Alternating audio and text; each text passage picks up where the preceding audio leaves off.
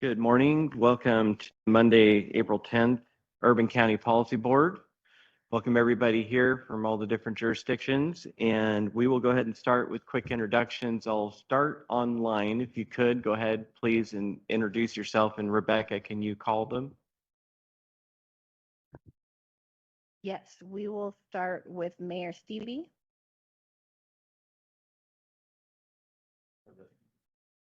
Okay, hey guys, good morning. Mayor David Stevie We can hear you. from Washougal, Washington. Thank you for being here. Councillor Verret.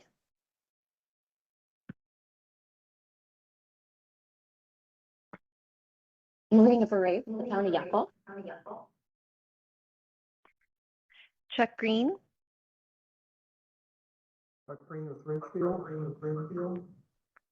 David Scott.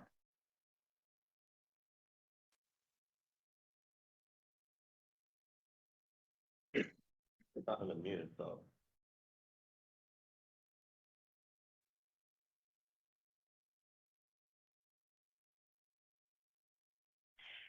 David Scott, we see you unmute, but we cannot hear you.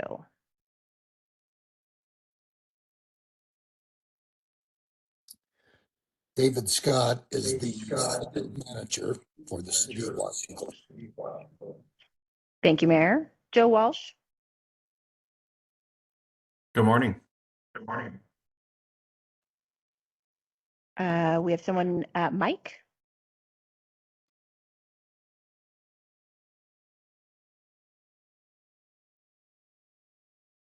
Mike is here to observe and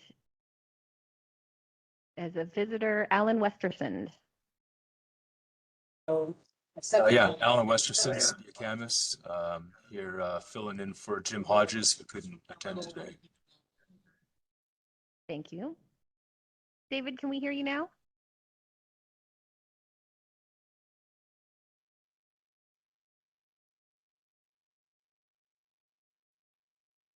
All right. We also have a couple of visitors, Tasha Slater with the City of Vancouver and Jeremy Clara with the Hispanic Metro Chamber of Commerce in the room. Ron Angelo from Ridgefield. Troy McCoy, Battleground. And Glenn Young, Clark County. Michael Suarez, Clark County Community Services. And Rebecca Royce, Clark County Community Services. Great, thank you for that. We will go ahead and proceed with item 2 on the agenda, which is approval of the March 11th, 2024 meeting minutes. Is there any discussion or edits recommended prior to a motion? I move they be approved as printed. Second. Okay, it's been moved and seconded. Any discussion? Okay, hearing none. All those in favor, aye. Aye. Aye. And Aye. any opposed, nay. Okay, motion passes. Item number 3, the HUD action plan update. Rebecca. Yes, good morning. So at our last meeting, we approved the awards for the 2024 application round. Staff drafted the action plan and submitted that for public comment on March 12th, 2024. The public comment was accepted through April 12th, and no additional comments were received outside of the public hearing that was held on April 4th. Public comments during that hearing were incorporated into the final action plan, and County Council approved the action plan and projects recommended by the Urban County Policy Board. We waited through the time frame for the public comments, and we also had to wait for our allocation amount from HUD when we received that in early May to know exactly how much funding we would receive. We did receive slightly more than we had anticipated. It was just a few $1,000s for each of the funding sources for both home and CDBG. So we increased the funding that had not been fully funded. The action plan was then submitted to HUD on May 13th before the May 15th deadline, and was reviewed by HUD. They responded through an informal meeting with some minor updates for the action plan, nothing major, word choice type of thing, making sure all the numbers added up correctly. But there was a formal request for additional comment period, which we have resubmitted and is currently open right now, and will be advertised through June 28th. So we will be accepting public comments through that date, and then once that is over, we will incorporate any comments received and then resubmit the action plan. And just to clarify, the additional comment period has been advertised through the Columbian as well to make sure it's publicly known. What was the reason for the additional comment period? So according to HUD regulations, local jurisdictions may, and that's the wording, choose to publish it in a paper when we have the comment period. It is not and has not been a requirement. The local office asked that, they wanted to see it published in the paper for the full 30 days. So that's why they asked for that extension, and that was their rationale. So it isn't something that we have done in the past. It's not something the City of Vancouver does. The same HUD program manager has approved their plan without it. It's something that they asked from us, and that's all the explanation I can give.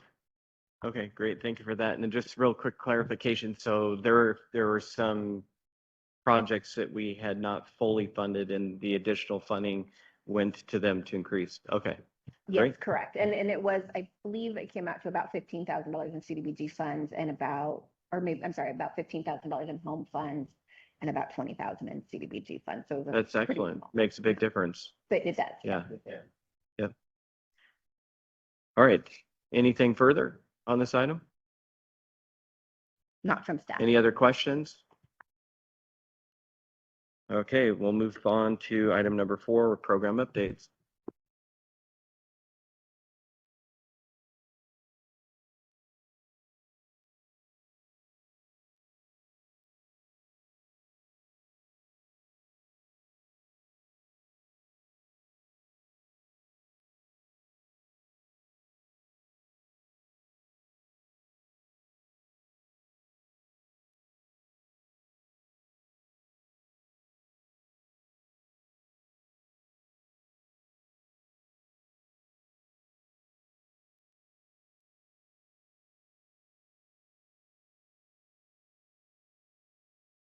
I apologize. Thank you for loading. I'm muted, so everyone online did not hear what I just said. So the consolidated planning process is to begin for the program year 2025 through 2029. It's due to HUD by May 15th of 2025.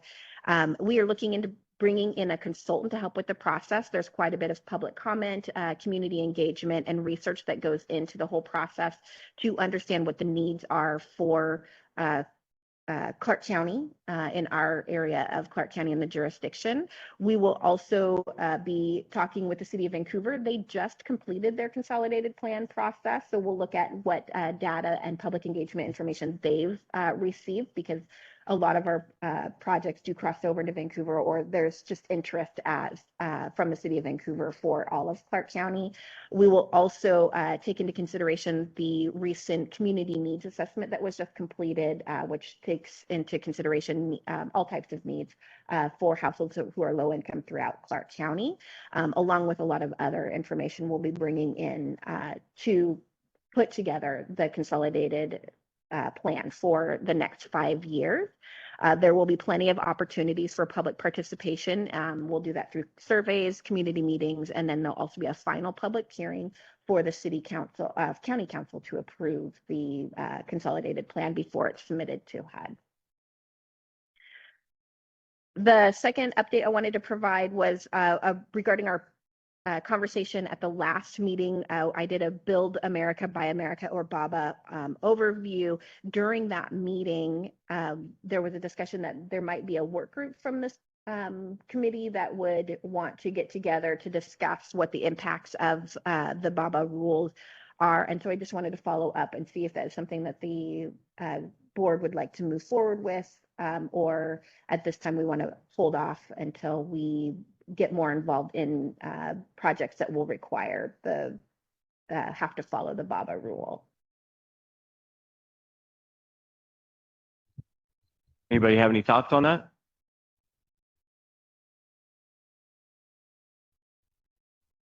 My question would be, what would staff recommend? At this time, it will be at least a year before we have any projects that are going to be subject to the Buy America, Build America, Buy America requirements. It doesn't kick in until our fiscal year funding for 2024, which we have funded things prior to, even in this round of applications, was previous year's funding, so they won't be subject to. So I think at this time we could hold off until we know more, get through the next consolidated plan process and understand what types of applications we'll be doing in the future. That would make sense to me.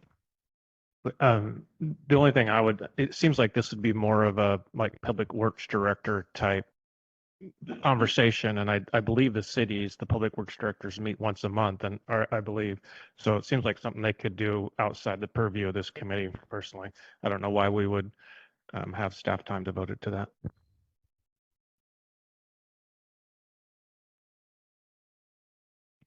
Any other thoughts?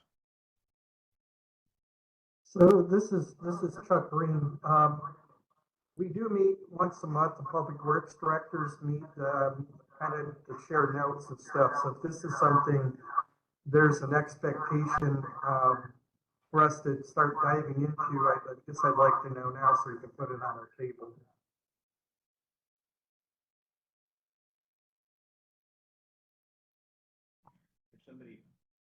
Chuck, you might mute your computer because I think it's causing some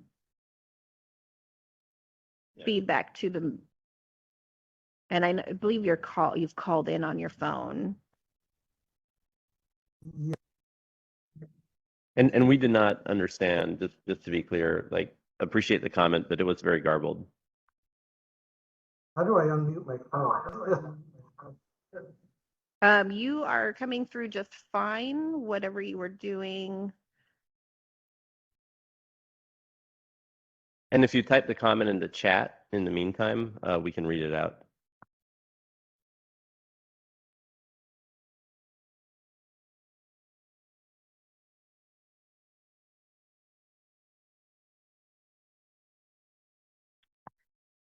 I believe it's *8 will unmute your phone.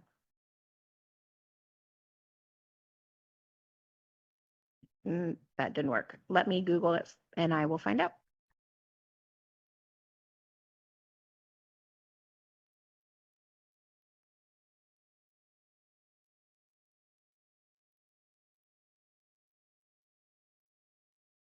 *6.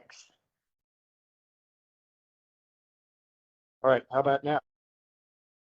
Can you hear me now? Yay, okay. Yes. So our Public Works Directors meeting, which is once a month, we kind of share notes over lunch. So if this is something you would like us to take up in more of an involved discussion, we'd be happy to do that. I just need to get some direction to bring it up at our next meeting, which should be later this month. I will be able to provide some guidance on the Build America, Buy America overview, the requirements for HUD, when it's required, when it kicks in, for what types of projects. When it comes down into the details of how you're going to purchase the different materials and meet that requirement, that'll be something that I won't have the knowledge or expertise on. And so that would be for the Public Works, for each individual project to determine how to meet the requirements at that level. I think that's probably going to be the biggest hurdle for these projects is one, knowing when they're going to be required, what types of materials will be required at what time, but purchasing will probably be a discussion that you guys would want to have at your meetings. And documenting. And then how are you going to document it? Because it will need to be documented that it was purchased accordingly. Yeah, and I sent some information after the last meeting about my white paper, and what we have experience with it now through transportation projects that go through WashDOT. So we have some experience working under the BABA requirements now, but if HUD is going to come up with something different, different guidance, then that would be good to have that information as well.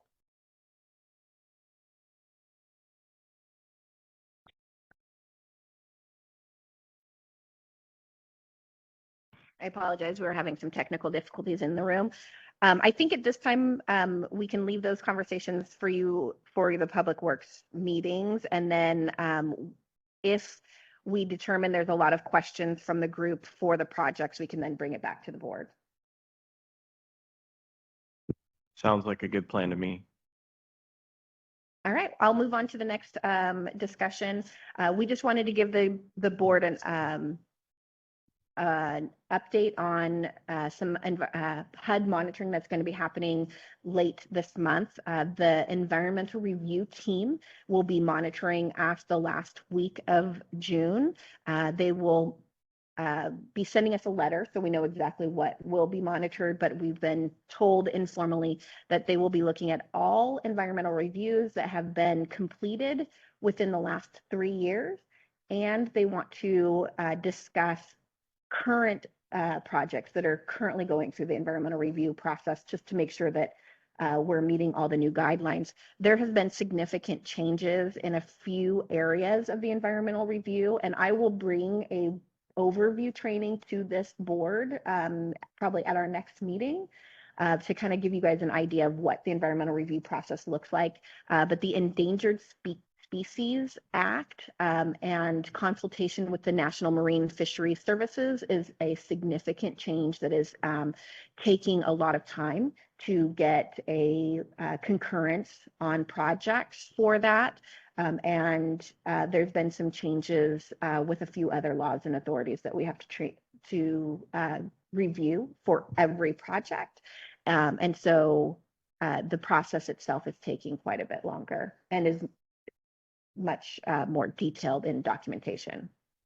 The only thing I'd like to add to that is that when Rebecca says that it's a process that's going to take a lot more time and it's taking a lot more time, that isn't just staff time, that is also adding time to the timelines of projects to be approved. There really is not much we can do about it, because whenever we enter in consultation with any other entity and it goes back to HUD for review, and it's not even just HUD, NEMA, like it turns into a 90-day process just for that fact. It's completely outside of the county, and that's a minimum 90-day process. It's outside of the county control, just FYI.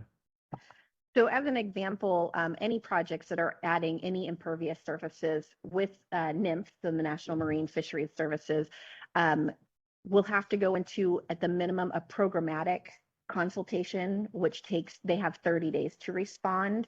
But if it has to go into an independent consultation, which some projects are going to have to, for example, Battlegrounds Northeast First Street is going to have to go into an independent consultation.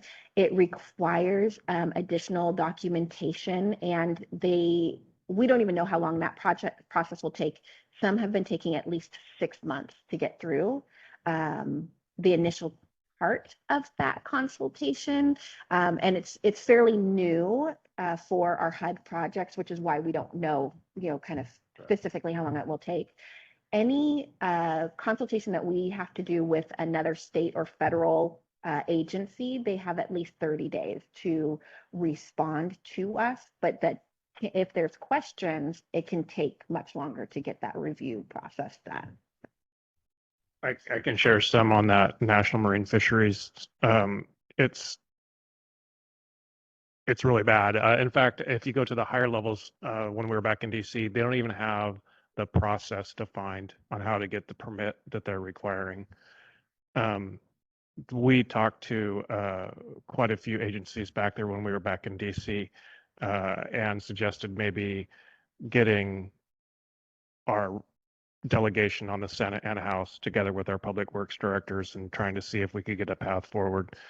So it's worse than, in my opinion, than you're even letting on. So depending on what level you get to, but if it's any stream that potentially goes to salmon, it's the tire preservative that kills the coho is the genesis of all this, and it's going to be bad for timing. And any impervious surface would be sidewalk, road, anything that could go into, yep. So I spent an hour talking with the consultant for the G Creek project in Ridgefield, kind of talking through some of the requirements and what's going to happen. So they're getting documentation for me. I will also be working closely with our HUD environmental review specialist so that I can, make sure that I am not doing anything additional that doesn't need to be done. So we will, look through them all carefully to move these projects along. Unfortunately, the Northeast First Street is in a riparian area, which immediately takes us out and into an independent consultation.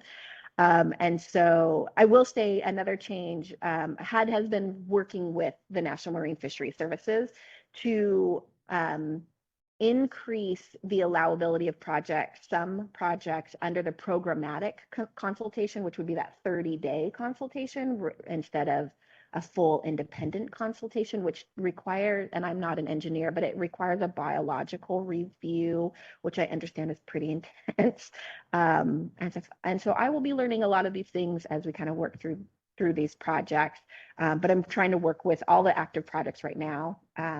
I'm working with them on what all the requirements are so we can get those moving forward. Gotta love it. At the same time, you need to get your projects through quicker. Oh, by the way, here's a bunch more stuff for you to do that'll add a bunch of time. I did have a question though, so is this new to the degree that some of the applications that we awarded funding to were unaware of at the point that they applied? What I'm wondering is it would add some administrative cost to what they were planning to do, and I don't know if we should consider maybe trying to help out with that. I don't know, just an idea. I don't know if we can functionally or not. So the consultation requirement with the National Marine Fisheries Services is fairly new. So we wouldn't have had a chance to, and as soon as I got information, I've been sending information. Chuck has received my emails, trying to get in some more information. City of Battleground, I've been working with them. Those are the two big ones with projects that can be impacted by this. So I've been trying to get them the information as soon as possible. I just don't know how long these projects are going to take or for these consultations. My plan is that there's going to be several new questions in the next application round when it comes to neighborhood improvement projects to fully, to not maybe fully aware, but help applicants understand what is going to trigger certain things, what's going to trigger the Build America, Buy America requirements, because that might determine coming in for these funds completely. Section 3, another heavily burdensome requirement. If you don't have more than $200,000 of HUD funds, then it doesn't trigger it. So maybe if you're going to ask for 210,000, maybe you ask for 200,000, so it doesn't trigger those things. So I'm going to be doing a deep dive into the application, and then we'll kind of fill out that section that is going to trigger the environmental reviews and different levels and different programmatic consults, so that at least the applicants are aware when they come in. And maybe that means they don't want to apply at all. I also would be interested if we could somehow document the expense that's with that, and we could provide that feedback back to HUD to let them know, it's just not some simple task you just put on us. I don't know. Yeah, this last week I spent 3 days in Seattle doing environmental review training, and multiple times they have told us that the expenses is not a good enough reason. It's not a good enough reason to not comply with certain things. So I agree. It does take a considerable amount of time. I'm not sure. We could probably figure out a way for my staff time that goes into the environmental review process. And I'm sure, most of the agencies have consultants or public works staff that would be able to some idea of what it is. We know an archaeological survey costs about $5,000 because we've done several, or Richfield has done several of them. So they're familiar with that type of process. So. It's kind of interesting that I hadn't thought about G Creek being in as part of it on one of the projects we have, but it's because it's adjacent. And we are in the process of widening our main street. That has nothing to do with HUD, but the Department of Fisheries is on one side, and they claim that it's a fish-bearing stream that is dry about 9 months out of the year. And when it rains hard, then it gets wet. So we're having consternation with that. And it's very difficult, when my yard gets wet too. So I don't know how you figure that out, but it is a problem. The G Creek project, actually, working with your consultant, we may be able to go through programmatic consultation because we're going to change the sidewalk, the new impervious surfaces to a pervious, which doesn't trigger part of it. But there's some other aspects I need to review. But yeah, we're looking at what can we do that will make these projects more viable. So this is Chuck. Weighing further on the issue with G Creek Loop, want to note that all the environmental work that's going into this is not funded by CDBG funds. It's only the construction aspect. So there is an impact on our cost to get to the point of construction. There also is the impact on schedule.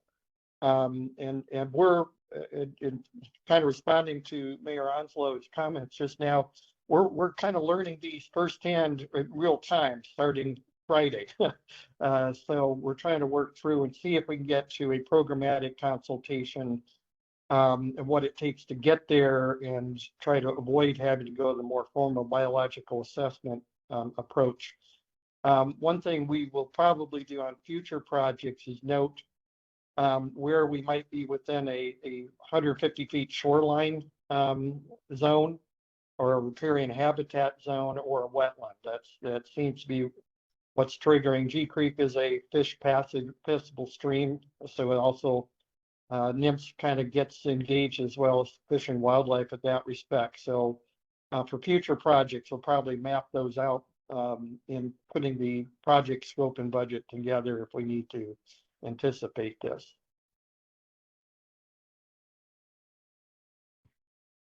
Thank you. There is quite a bit of changes and stuff, but our environmental review will be later this month. I anticipate that there will be a lot of feedback from the environmental review team, just because the environmental review process is so complicated. So when we have the report, the monitoring report, we will bring that to the board so you're familiar with what information that we've been told. One additional program update that I have that's not noted in the slides is regarding timeliness. The timeliness test was in the beginning of May. We, as anticipated, did not meet our 1.5 goal of having the funds drawn down to that level. We ended up at 2.29, which is pretty high over the 1.5 goal, but it is lower than last year's 2.57. And we've spent about 114% of our funding in the last 12 months. So there is definitely, you can see that we are moving forward and moving in the right direction. And I also wanted to note that almost 40% of jurisdictions were untimely this year. So it's not it's fairly common across the nation. We will be going into a formal consultation with HUD. It's unclear what that looks like. We are working closely with our HUD rep on that. As an idea, there's jurisdictions that have a program start date of January 1st. So they started January 1st of 2024, and they have yet to have their consultation with HUD. So there's some significant delays there. And this big thing that we will see here that could be an impact is that they cannot release our CDBG grant agreement until we've had that consultation. However, most of our programs don't start until January 1st. We have them delayed. So I'm not worried at this time about having any delays there. All of our infrastructure projects are funded with previous year's funding. So there won't be any additional delay because of that to move those projects forward. And that's what I have for program updates. Any additional questions? Okay. Just if we see, I mean, I'm looking at the Proud Ground homeownership assistance that we got 450,000 for this year, and they haven't started on the year before, and they were late on the one before. At what point can the board take action to potentially take some of that money back if we feel like there's no way they're going to get that spent? So we typically want them to start spending. So all programs start the January of the following year. So at this point, there is that possibility of taking the funding back. We always want to take into consideration what is causing those delays. For example, the infrastructure projects, right? We know a lot of it is construction workers, find bidders to do the projects, delays in materials, along with the requirements in the environmental review process. So there's several impacts going on there outside the typical things that would delay a project, delay in design, delay in things like that. For programs, specifically for Proud Ground, the problem they were having was finding households that meet the income requirement that that had the ability to get a private mortgage, which is a requirement for that program, right? We help buy down the cost of the house, but they have to have a mortgage to carry the rest of it. And so that was the significant delays there. They have worked with other home buying programs in Clark County and the Vancouver Housing Authority, and they've put a program together, and they are actually going quite quickly now. So they will be caught up very quickly for that specific program. They have several homes that they've already sent to me for environmental review process to get the purchase going. So they'll be caught up. Hopefully by the end of middle of next year, they should be moving in. So they would be on a more of a timely consideration for that program. But that was a significant delay for them. For this board, that's why we bring you the reports so that you can see what's happening. We can provide you with that. And then we would want to give the programs and the different agencies the ability to put together a plan on how they would get caught up before we pulled the funds from them. But the board does have that ability. Yeah, and I just want to say that to directly answer the question is I think that it's at your discretion when a situation like that comes up. I consider UCPB having the authority to be like, we're gonna put a stop to this. I would, we do try to have you as informed as possible so you can make those decisions. And I would also encourage the UCPB is if we pull funding and it's unallocated, that can hurt us in terms of expenditures and timeliness and stuff like that. So whenever funding is reprogrammed, it's pulled or anything like that, we as staff would work and to keep you in the loop with recommendations of where we could, as quickly as possible, reallocate that funding to. And one thing I would really recommend is for any project, and this is not about Proud Ground or anything like that, pulling funding as a last resort. And even if you don't pull funding and a program has a history and is having issues, when the next year's proposals are received, if it's a program that has that history, bear that in mind and apply it to your scoring for that next round. Yeah, I mean, I see it with two of them that we're saying, well, program will start once 2023 award is completed. And I mean, that's just screaming that they're not going to get it done. Yeah, is there like an on deck set of projects? Or do we have something to where, you know, if 200,000 was pulled out, that somebody's ready to go that doesn't need permits, or is it essentially just this is a next year problem that we're going to have? At this time, we don't. What we would do is look at the last application round to see what projects were not. Because I funded. know Weaver Creek is getting ready to go and they didn't get their full funding, so we could easily pull. We wouldn't be able to because they're two different Different funding categories, sources. right. So we have to, yeah, we'll look at that situation. So as much as we want to give Weaver Creek and we want them to get up and go, and yes, absolutely, but we do have to look at funding. The only thing I would say, maybe the next time you have conversations with them, you can say I will not be supporting any more money for either of those two programs going forward unless I see substantial progress. Yes, and we absolutely, and absolutely, as Michael was saying, we want to see that in the scoring, and that's why we're bringing that information. We're trying to give you those notes when you're doing the scoring process so that you can see that those ones have behind. I'll also share You're not that. unmuted. Sorry. I'll also share that it's very helpful to us, like to get that feedback, you know, at these meetings of, you know, let them know that, you know, unless I see a change, like, you know, I'm not going to be supporting, because we will have those conversations with those providers, and we will be passing on, you know, that information. And I think it's fair notice and appropriate.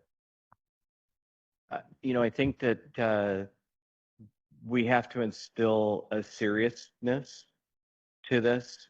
And I realize I'm in construction myself. I realize that there are delays, but I also know that the squeaky wheel gets the grease. And so when they accept funding from in this category, they have to realize they're going to need to be a squeaky wheel to get it done quickly.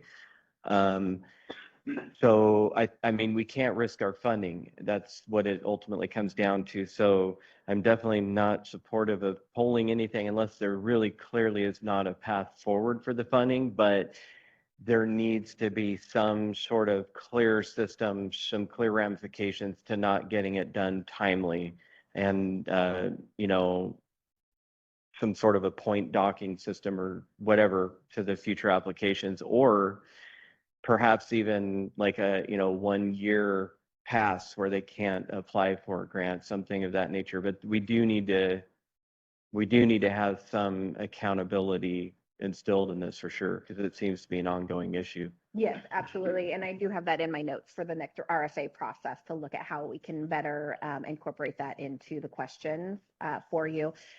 One other note I'll make is if we pull funding, it goes through a substantial amendment process, which requires public comment. It's not a problem. It just puts a little bit of delay for going through that process. So we wouldn't be able to pull money and then immediately turn it around to another project. Does it restart the clock in any way on that funding? Like if we were to pull it, so we're basically starting out from scratch at that point on the same time frame, which Yeah, so HUD doesn't look at what year of funding it was. They look at how much funding is in the pot, and that includes our entitlement funds, so the grant that we get every year, and program income. So program income is when a project comes in under budget, which does not happen very often. When a project fails to move forward, for example, Camas with their Benton Street, they decided not to move forward with that project, so those funds came back in, and loan repayments on loans. And so those all come back in as program income. And that is all sitting in our bank with HUD. And that's what they look at. So it's all of those funds together to determine where we are on timeliness. I think that is also an issue with like Camas. And, I have complete understanding for some of the things that would, cause a situation like that. But it's almost like, chicken before the egg somewhat. They need to have things figured out, before they come and apply for grant funding. And so even though there's sometimes that things that happen outside their control, it still hurts the timeliness of the entire program. So that, has to be somehow accounted for during the next application. Yeah, and I will say for Camas, it was a change in the eligible census tracts. So they went from being inside an eligible census tract for the project to move forward to it not being an eligible census tract when HUD updated the census information. And then they would have to go through an income survey and things like that. So it really was significantly outside. Camas actually is one of our most timely cities on their projects, but they've also had very steady staff. Like they've had the same staff for several years. So them moving forward. In my time doing this, it's pretty rare that a project comes in and then decides to once awarded funds come back. So to have two in a pretty close timeline is not typical at all. This is I would Alan. just say, go ahead. So, this is Alan Westerson, City of Camas. And I just want to, yeah, I agree with Rebecca as far as the reasons that project didn't go through. The census tract limits ended up changing. We didn't believe that the income survey would give any results that would result in us being able to retain the funds. So that's why we ended up pulling out of that project, which was disappointing because we had already spent local funds on topo survey and everything. So yeah, it was just an unfortunate circumstance that, you know, the city and all the residents were disappointed with. So yeah, it wasn't something that we took lightly. Yeah, thank you for that clarification. It's a difficult thing, and I think that we've had a good discussion on it, and I would look forward to some suggestions from staff on how we can have a balance between understanding there's difficulties, but also still maintaining that accountability. Is there any other comments before we move on? I will say one more thing for us. Timeliness has not been an issue before the pandemic. We had, I don't think we'd ever been untimely before the last couple of years. So this is really a more recent issue that we're trying to correct and get moving forward. Historically, it's not been an issue. Okay, hearing no more comments, we'll go ahead and move on to item 5, January through March 2024 quarterly report review. Thank you.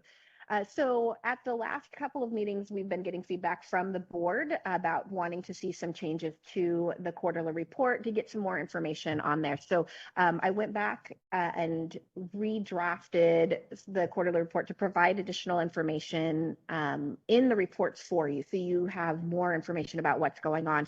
And I just wanted to kind of go over what those changes are and get your feedback. And if there's additional things that you'd like to see, then we can incorporate those in. Some of the changes include that we no longer separate out the CDBG CV, which is the COVID funds, and the home ARP projects. They are now within the 3 different program type categories. So they're still there, but they're just in that category. So you'll see that the Greater Vancouver Chamber, who had received COVID funding in 2023, previously was separated out into its own area. It's now up into the asset and economic development. So that way you can really see a better picture of what's going on with the funding going on there. All of the projects and programs include the description, the funding, and the agency narrative, which has not changed. So that's the information that you were seeing previously. But in this new version, we are providing some additional information.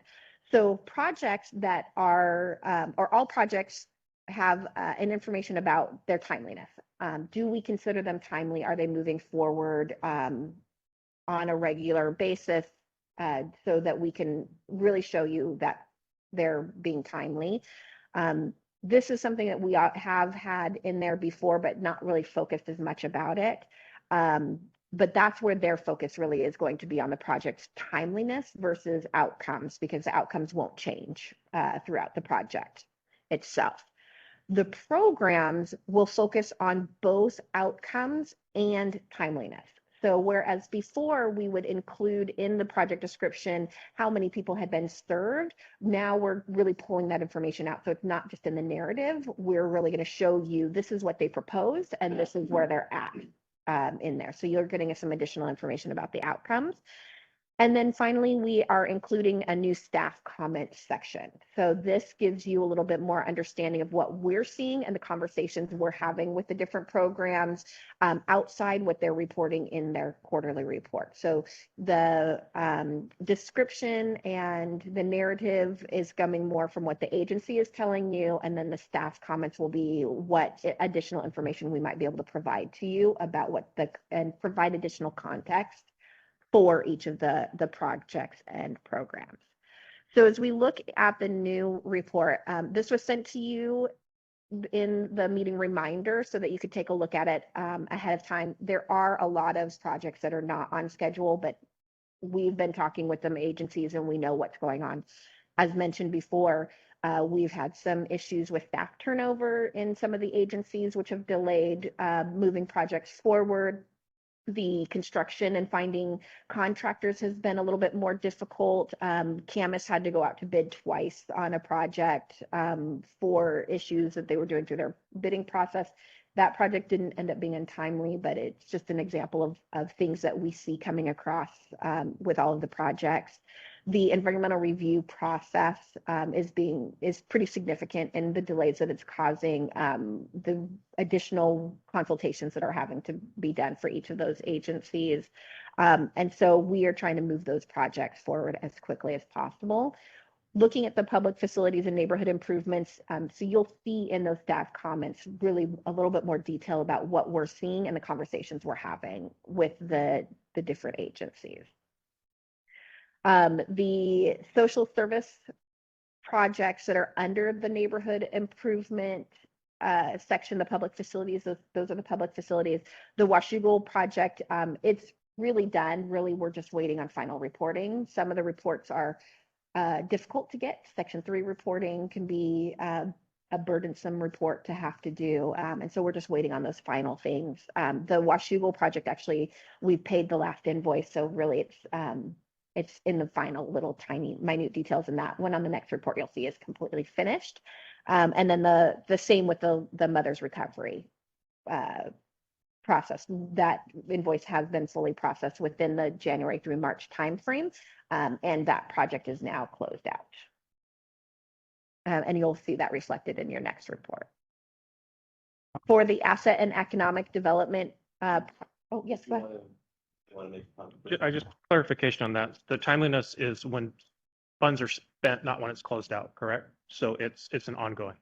Correct. Yeah. Timeliness is basically the entire process. So it could be that we fully completed the construction of the project, but I'm still waiting for reports from subcontractors.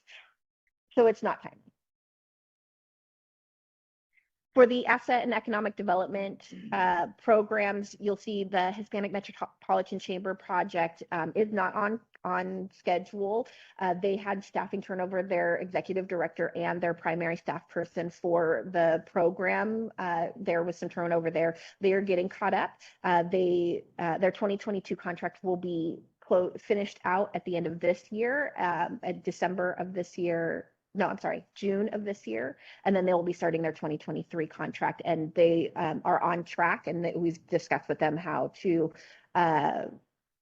use this program a little bit quicker so they can fully fund out their 2023 contract in 6 months rather than a full year, which will then put them back on track for spending that program. The Proud Ground projects we discussed earlier, there was just some significant issues with finding eligible households that could get a market rate mortgage to be able to move that program forward. Now they're working with the Vancouver Housing Authority along with the Evergreen Habitat for Humanity, and they are finding several households that they're able to move forward. The bonus with that is that they're moving first choice to households that are in VHA housing are getting first choice at going through the program. So we're going to be able to move households that are ready out of subsidized housing and into their own home that they're doing. So we'll be seeing quite a few of those projects going, and they'll be quickly spending the funding. Just one quick comment on that. I used to work for a bank back in a previous life and did mortgage loans, and I would frequently have people come in, they would just be under the income digit. They qualified credit-wise, but just under the income. So I don't know, perhaps they already do that, but if not, we could at least pass the information on to them that partner up with banks, with mortgage lenders Yeah, for those people. Yeah. They have a couple of banks specifically that they work with that works with their programs. And so they're building those relationships as much as they can to. That's true. They have to have that initial, so they can only get referrals from those particular institutions probably. They just work Interesting. closely with the bank. So once they get a referral into the program, they work with those banks to get the private side of the mortgage done on that. But it is Great. moving fast. Now they're able to move those projects forward. The significant increase in the housing market also has created a barrier, but that's starting to level off. The homeowner rehab program is moving forward. They have gotten a little bit behind. Theirs is more significantly regarding contractors and having enough contractors to go out and bid the work to move that project forward. They've been doing some outreach. I've been working with the City of Vancouver's homeowner rehab program. They are having some success in finding some additional contractors. So we'll be working with them to increase the number of contractors to be able to move those projects forward more quickly. And I believe that's all for the homeowner assistance program and asset and economic development. Our third category is our affordable housing and homelessness program. So the Central Park Place rehab program was a little bit untimely. The construction itself is done. There was just some final issues. We talked about the water damage that had happened. That doesn't delay what our project was. It was more around reporting and getting that done. That actually is fully completed now, but for the January through March, it was still finalizing some of those details. So that will be on the next report. You'll see that one's fully completed. You can see that they fully expended the amount of that contract. Also, the second step, housing market rate acquisition. This has 2 years of funding. It is a little bit behind. They are applying for housing tax credit, or I'm sorry, housing trust funds from the Department of Commerce. Their application was just submitted, and we should be hearing in September. This is a project that if they do not receive the funding in September, it will not move forward. I'll bring that information back to the board to see how we want to move forward with that, those funds. And then the Weaver Creek Commons, they have their application just submitted for the housing tax credits, and that's the final part of their funding. We know that those larger projects take more time to get the funding in order. It is ready to move forward. They plan on starting construction early next year. That actually is tied to the Battleground Clark Avenue project. It's an aggregated project, which is required under the environmental review requirements. Anything that's pertaining to a project has to all be combined. So that will be part of the environmental review process, and then that project will be able to start moving forward along with Weaver Creek itself, the construction of the apartments. So just quick question, sorry, before we move on, like the Weaver Creek Commons. So I'm curious, it says applying for additional state funding. So when we received the application, did it meet the timeliness originally, and did they lose grant funding, or how do we kind of get into that situation where we've approved and then we're waiting for additional state funding? So our funds, as much as we would like to be the last dollars in, we are often the first dollars in, especially when it comes to state funding. Any funding that we can show at the state level or at this local level shows our commitment and into the project, which gives them more points in their application round at the state level. So oftentimes they are going in for 1 or 2 rounds of funding. We know that building of apartment complexes, multi-family housing, it will take the first 2 years or so to get all of the funding put together, and then 2 years of design and full construction. Home funds, we have to have allocated and spent in 5 years. So we have a 5-year time deadline that we're working with those agencies to get that done. If that we don't see construction happening in the end of the third year, that's when we know that there's going to be some concerns, and we will be working with the agencies to move those forward. So it's very common to see 2 years after the first award, they often will come back for additional funding too. Okay, so there's not an issue at all with I'm not kind of sure. us being the first approval area. Okay, No, the concern is that meeting a 5-year deadline. okay. All right, good, thank you. And I can add, we didn't fully fund their last request either, correct? I mean, they were, so, I mean, for me, that's part of the problem that's gonna make them go out for funding. In my opinion, we probably should have fully funded that so they could have got off the ground. And maybe the second step, we won't know that till September. That's the earliest we'll know on that. My understanding, yes. Okay. And so those are our projects that we have under the affordable housing and homelessness. And then the remaining projects are the tenant-based rental assistance programs. 2 of those programs that are not on schedule to spend are ones that we funded in 2022. They started their programs, they should have started their programs in calendar year 2023. Both of those programs had significant delays. They're brand new, which is not uncommon for a new program to have some delays getting up and going. They did finally get going. They did not, YWCA did not receive, or neither program received funding for 2023 that would be spent in 2024. And then the YWCA did come in for 2024 funding that will start in January of 2025. The Salvation Army was not successful in their application, so they will get timely at the end of this year, and there won't be any funding that's delayed for those projects.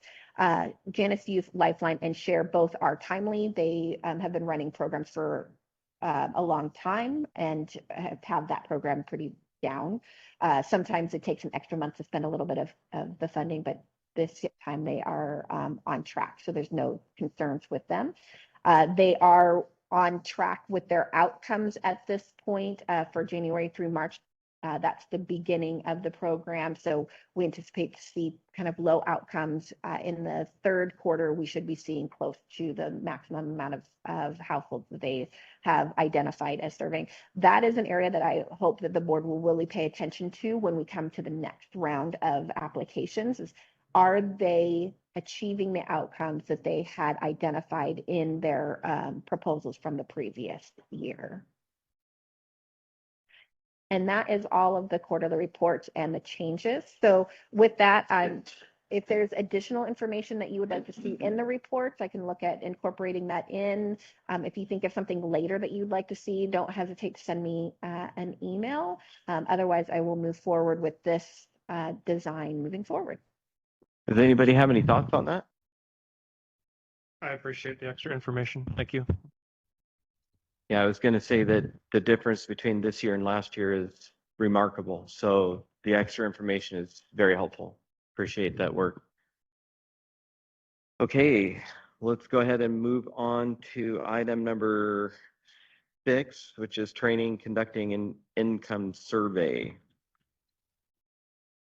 At this point in the meeting, I know you're all tired of hearing my voice, but there's a little bit more that we're going to go over.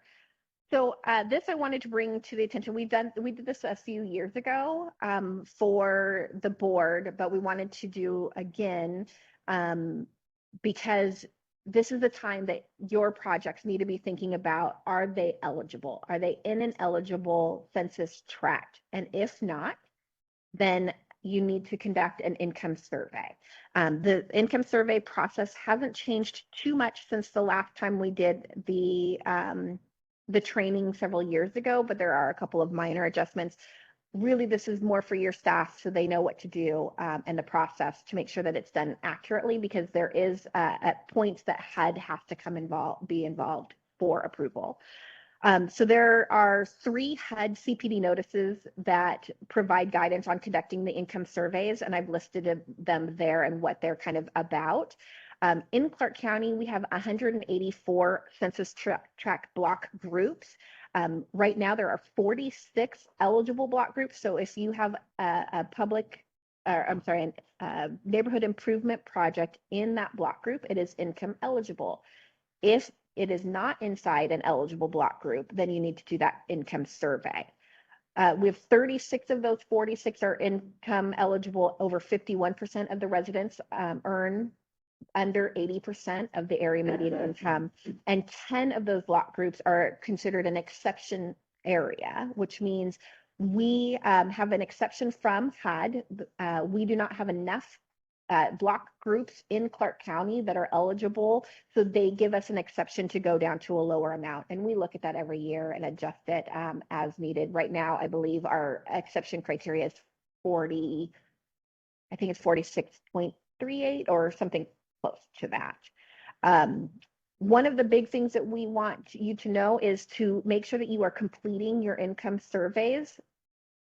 They are supposed to be due at the time of the pre-application. However, we have been flexible to let them be due at the time of the full application when there's been some delays in getting the income surveys. But really, you should be looking at that process now to get those going so that they can be due when the pre-application is due October 31st.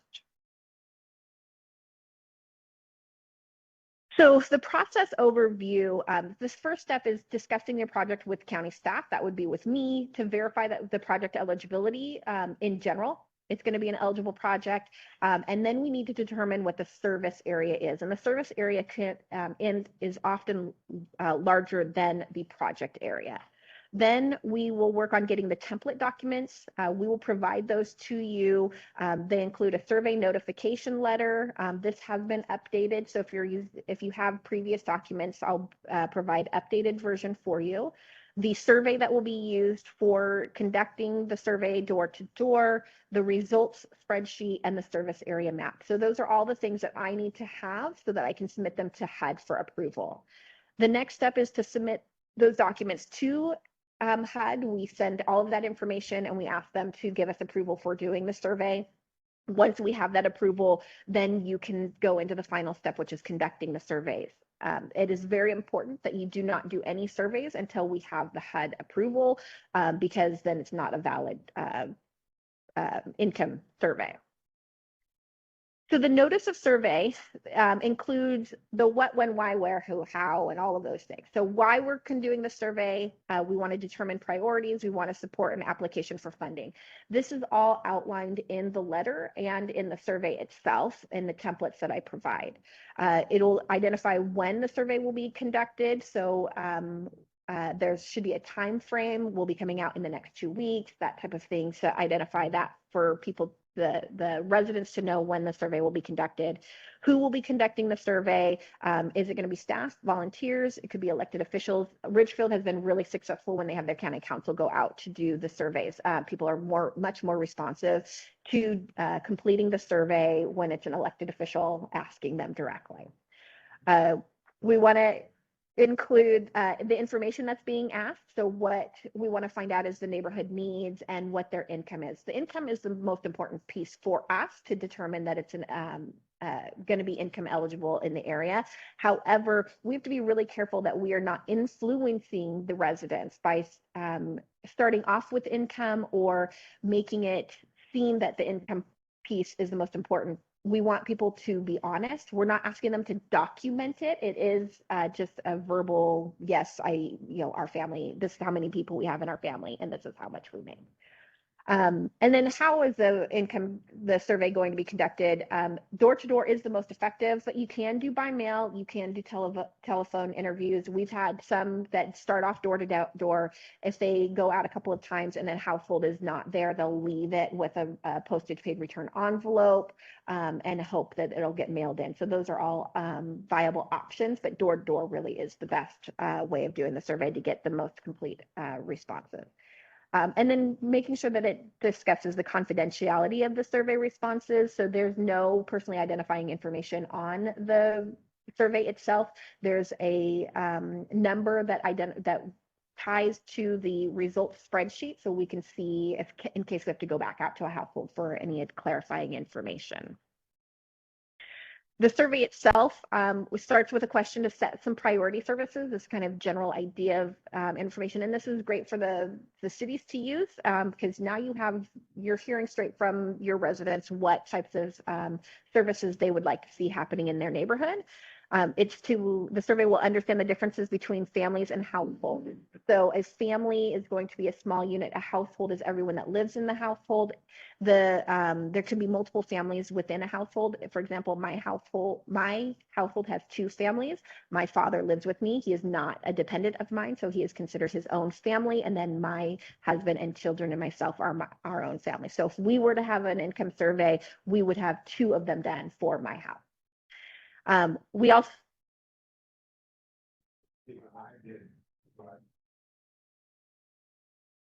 I did a lot of the survey and with another individual, and this time we ran into households that had like 3 families, which shocked me, I think. And that maybe they were small, but they were 3 families.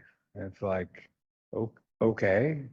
And so it's really tough to get all 3 included in that, even though you're there at the door.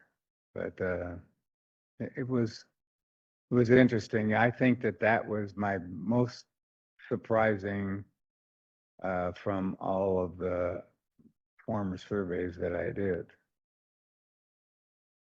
Yeah, and it's really important to have those multiple surveys because if you aggregated all of them together, they may not be income qualified. But if you take them as their own separate families, you may have some that are income qualified and some that aren't. So those are the kind of the things that we're looking for.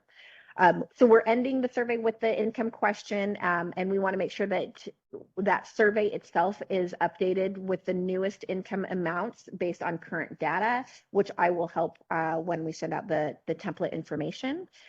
The income itself, when you're doing the survey, it's really important to know that it's based on the family's adjusted gross income as reported under IRS Form 1040. That's what people will kind of know a little bit better as far as what that amount is.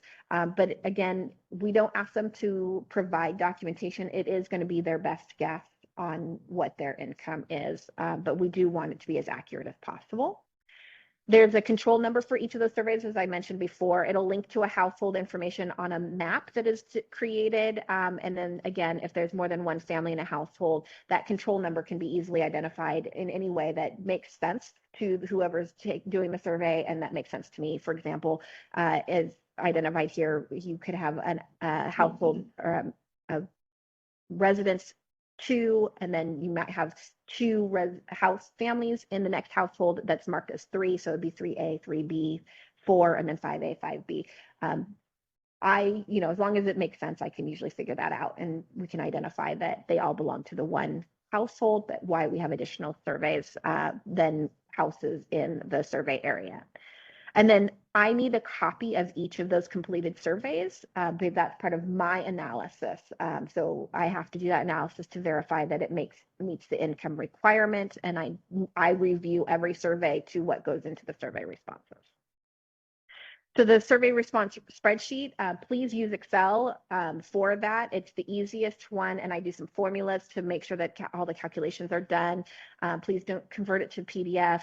Please don't use a Word document. And for those that have done the survey before and had to go back and put in the information, you know that it's not a fun process in Word. So if you can use Excel, please do.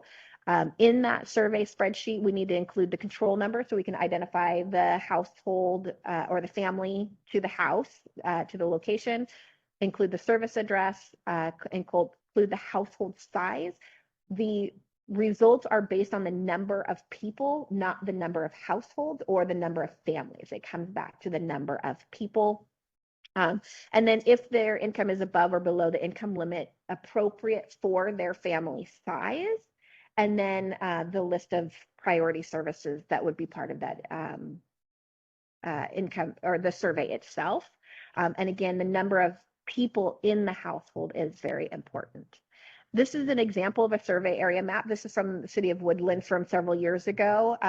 Basically, what we need to be able to identify is the outline of the service area, which may be larger than the project area. If you're doing water lines, the effect could be outside where you're actually installing the water lines, right? Because it's the benefit is flowing through the water lines into the neighboring household. But you might only be doing one certain section. It's a benefit, and therefore they are part of the service area. And I will work closely with staff to determine what that service area looks like. It needs to include the project description and location. So you can see here where they were doing some sidewalk work. They were, this is a lot of sidewalk work where there's, they did a new fire hydrant. They did some ADA ramps. If this had water lines, stormwater, those would also be outlined. And then we would see most likely a legend for identifying what all of those types of services would be. You'll also see there's numbers. That's all the households. They indicated with a V if it was a vacant parcel. So nothing is on there, or it could be a vacant property. So we wouldn't use that against the total number of surveys done. And they also indicated what was commercial. So we can easily identify where we should be seeing those different surveys from. And that also is quite important in the overall process and in the documentation we sent to HUD. The review process, once everything has been done, the surveys are submitted to me for review, and I verify the total number of people to determine if the area is considered low and moderate income. Eligibility, again, is based on the number of people. I cannot express that enough. And then one change that has happened is the threshold is based on our exception criteria. It used to be based on the 51% requirement, but they have changed it to be the exception criteria. So for us, we would be able to approve an income survey that was at, say, 48% approval rather than 51%. And then HUD has a very specific form, which I provided a copy of here, of how we fill in the information from the surveys to determine what the low mod income percentage is. So some important things to keep in mind, the smaller the service area, the more completed surveys will need to be needed to be statistically valid.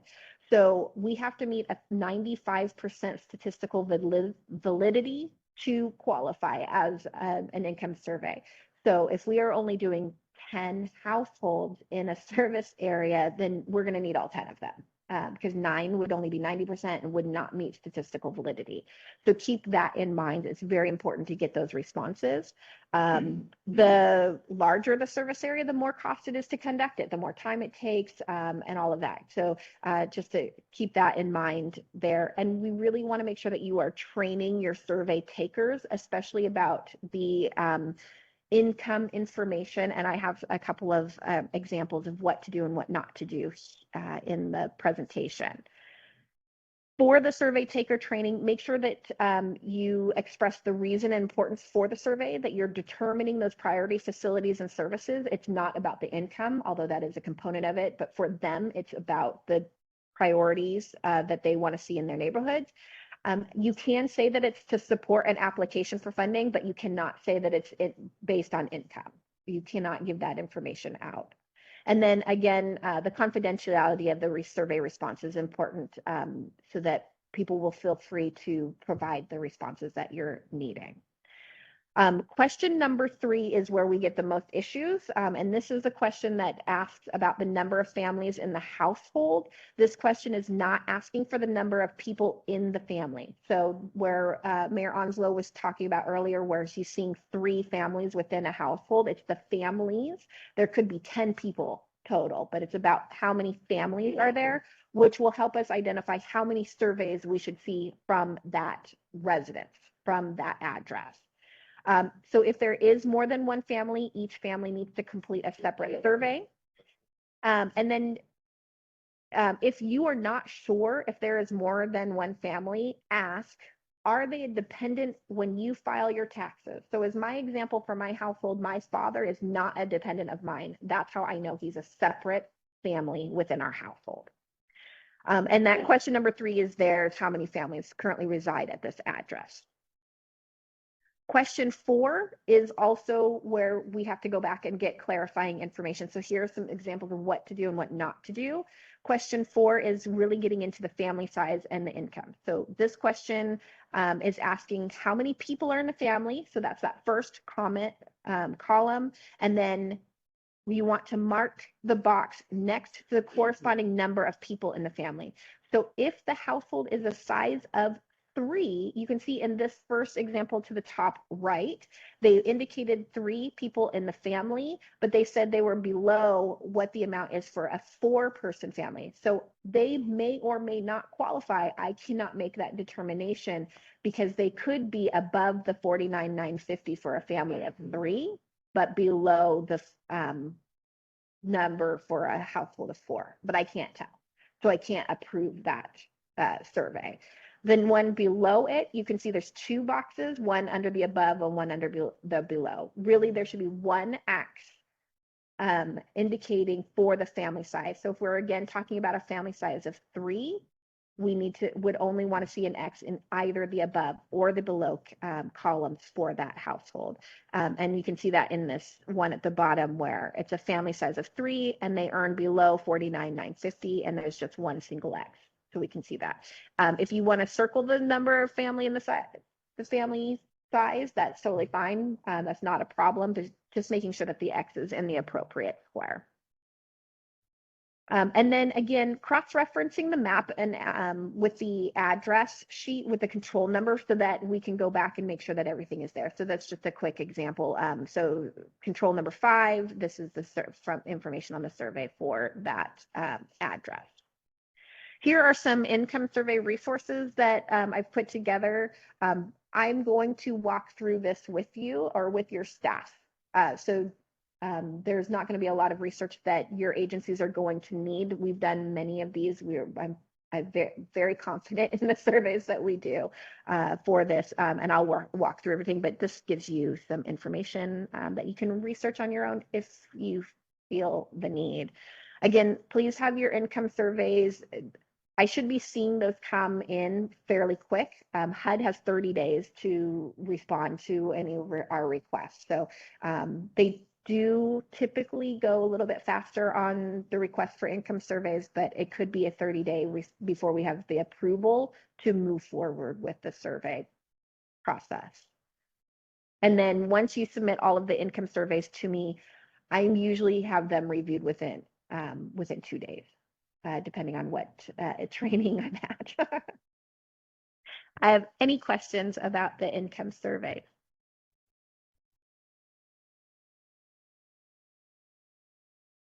Sounds like there are none. So thank you for that. Lots of information. Good thing you had water there. Okay, moving on to item number 7, which is other. How much time is the Clark County close-up? I don't know if you're sharing the video or. Yes. Oh, okay. I think it's over. Okay. All right. Were we just informing people that it's taking place? Okay. You want to go ahead and speak on that? Thank you. So the county does, every month they do a Clark County close-up. They feature different programs and projects that are going on throughout the county. With the 50th anniversary of CDBG and the proclamation by the county council that happened last in April, we were asked to do a feature on CDBG in the 50th anniversary for the Clark County close-up. It'll be about a 5-minute video. It'll be posted to YouTube. I will send it out to the board so that you can see that. They did a quick interview with me about some overview of the CDBG funds, and they also interviewed Councilor Young as chair for the Urban County Policy Board, and they are putting that together. We should see a draft of the video this week, I believe, or relatively soon. And then it's set to go out, I think, later this month to be published for the community. Great. Looking forward to that. And the last item then on our agenda is public comment. I know that we had a few guests with us today. Is there anybody that would wish to address the board at this time?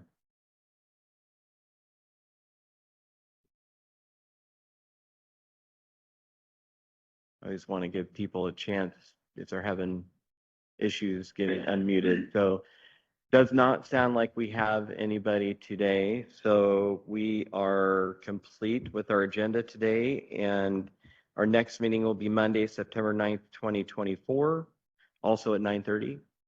And look forward to seeing you next month. Thank you all for coming today. Take care.